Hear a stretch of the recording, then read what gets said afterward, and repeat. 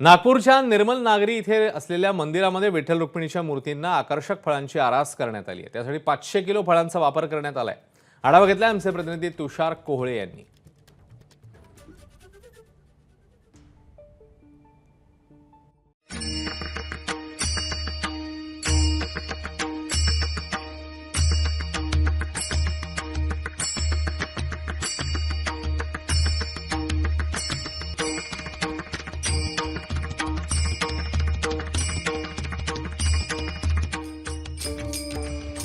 आज आषाढ एकादशी निमित्त नागपूरच्या निर्मल नगरीमधील गजानन महाराज मंदिरातील ज्या विठ्ठल रुक्मिणीच्या मूर्त्या आहेत त्यांना आकर्षक फळांच्या आरसने सजवण्यात आलेलं आहे। आपण बघू शकतो की अत्यंत सुंदर अशी ही आरस आहे आणि वेगवेगळ्या फळांचा म्हणजे सध्या बाजारपेठेमध्ये जी फळं उपलब्ध आहे त्या सर्व प्रकारच्या फळांचा वापर ही आरस तयार करण्यासाठी केला गेलेला आहे आणि जवळपास 10 तास ही आरस तयार करण्यासाठी इथल्या भक्तांना परिश्रम घ्यावे लागले। छान वाटते, खूप समाधान वाटते, सगळं दुःख विसरून विठ्ठलाकडे पाहावं वाटते।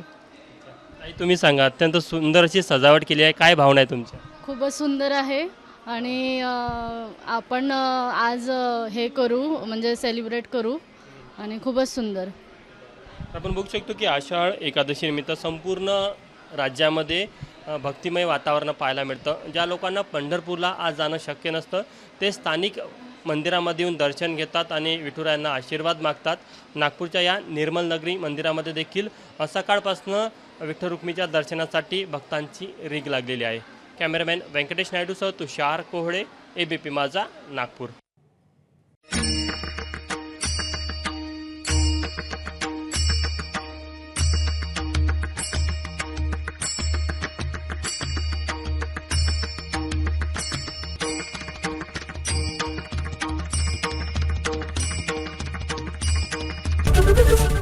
ABP माझा, उघडा डोळे बघा नीट।